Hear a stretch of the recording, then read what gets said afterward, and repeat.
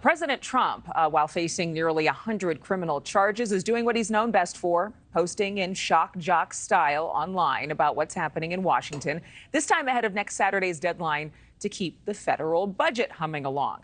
The former president saying the GOP should just let the government shut down as leverage, posting, quote, Republicans in Congress can and must defund all aspects of crooked Joe Biden's weaponized government that refuses to close the border and treats half the country as enemies of the state, end quote. Joining us right now, NewsNation political analyst Sean Spicer. Sean, of course, you famously served as President Trump's White House press secretary. Is he serious or is he just talking smack? Maybe a little of both, Adrienne. Good morning. I think the border part he's probably right on, and I think Republicans would be well served to focus on a message. I think most Americans, regardless of where you fall on the political spectrum, especially after that report that you guys just did, see very clearly the problems at the border and could identify with that. And if the Republicans rallied around a single message saying until this administration focused on securing the border, we're not going to move forward with the rest of the Biden agenda, I think they could actually get support. I think the problem is that they don't have a singular message, and neither does President Trump. He's kind of adding some caveats into that about his particular situation. But let's just say he does have a point about the border, and that's something Democrats and Republicans clearly see. Is it worth it? We've never had a government shutdown. The likelihood of it happening is slim. But at the cost of putting all these federal contracts and non-essential services at risk, do Republicans have leverage here that's true?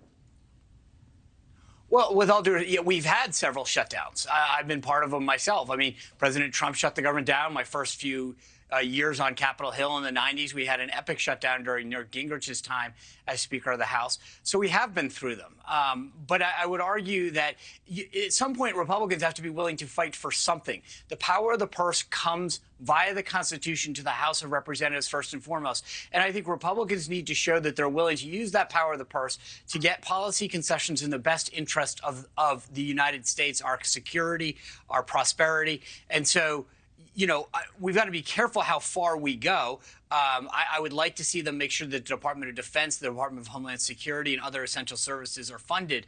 But I can tell you that there's a lot of ways that we can achieve that goal as well in terms of negotiations. The Biden administration hasn't come to the table yet, however.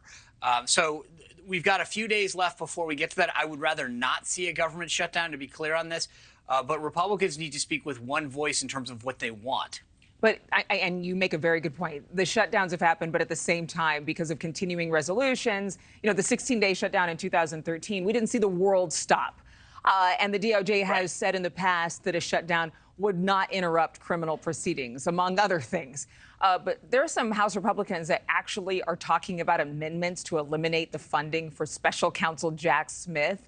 That would be fascinating. Why are they? I mean, is that for real? Well, they may want it, but look, the reality is Chuck Schumer and the Democrats control the Senate, and Joe Biden is the president. He's a Democrat in the White House. They'll never sign it. So, again, the question is, there are certain things that I think you can argue about that make sense.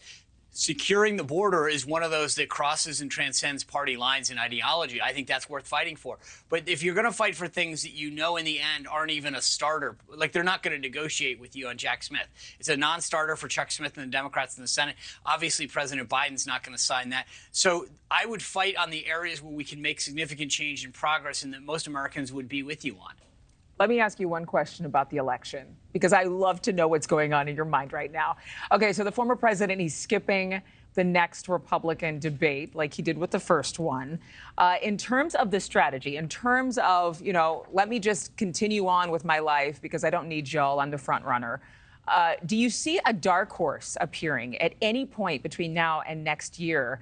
And who would that person be? It's a great question. It's a real, as we head into the weekend, that's the kind of cocktail conversation that so many people have. I don't. I mean, the reality is the rules of the Republican Party in terms of how you accumulate delegates, filing deadlines don't allow for that. The only way that you'd have, and it wouldn't be a dark horse, it's a horse that we know, would be as everybody dropped out before the early state primaries and rallied around one candidate. Nikki Haley, Ron DeSantis, and that there was a one-on-one race. But that's not going to happen. So I think there's a lot of people that in this void of Trump doing debates want to talk about various scenarios. The rules just don't allow for that scenario to occur. Thank you for watching. Go to newsnationnow.com to find News Nation on your television provider. And don't forget to click the red subscribe button below to get more of News Nation's fact-driven, unbiased coverage.